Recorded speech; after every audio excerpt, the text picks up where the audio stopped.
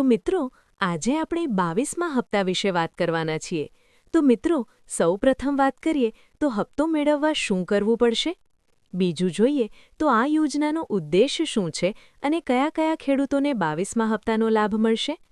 આગળ મિત્રો, પૈસા જમા ન થાય તો શું કરવું તે વાત કરીશું. અને જે લોકોને આગળના હપ્તા ન મળ્યા હોય તો શું કરવું? પછી 2000નો 22મો હપ્તો ક્યારે આવશે અને પૈસા મેળવવા માટે શું કરવું?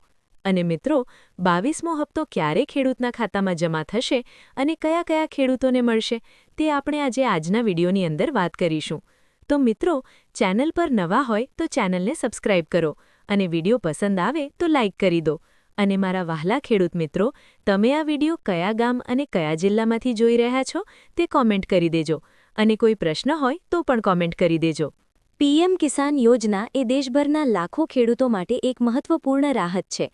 આ યોજના હેઠળ સરકાર દર વર્ષે ખેડૂતોને નાણાકીય સહાય પૂરી પાડે છે. ખેડૂતો હવે 22મા હપ્તાની રાહ જોઈ રહ્યા છે, પરંતુ ઘણાને અગાઉના હપ્તા મળ્યા નથી. આ ચોક્કસ ફરજિયાત આવશ્યકતાઓની પરિપૂર્ણતા ન થવાને કારણે છે.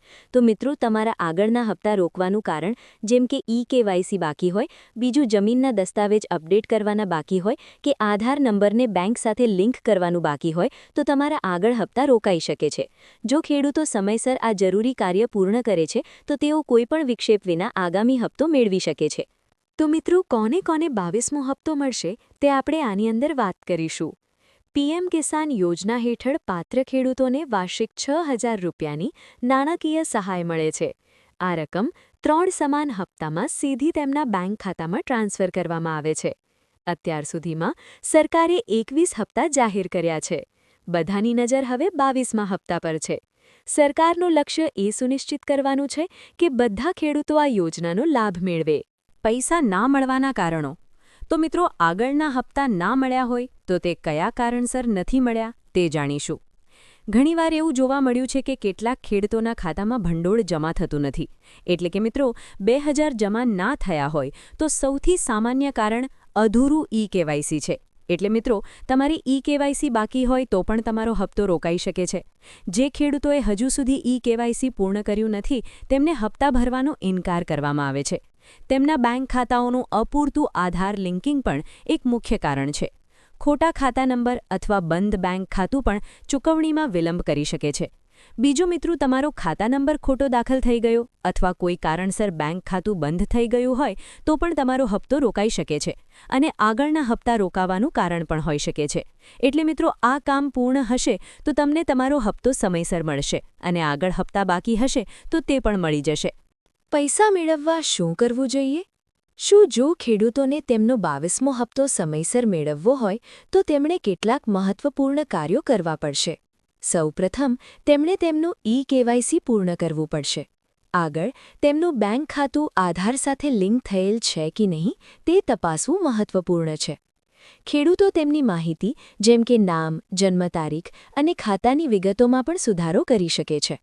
આ બધું ઓનલાઈન પોર્ટલ દ્વારા અથવા નજીકના સીએસસી સેન્ટર પર કરી શકાય છે.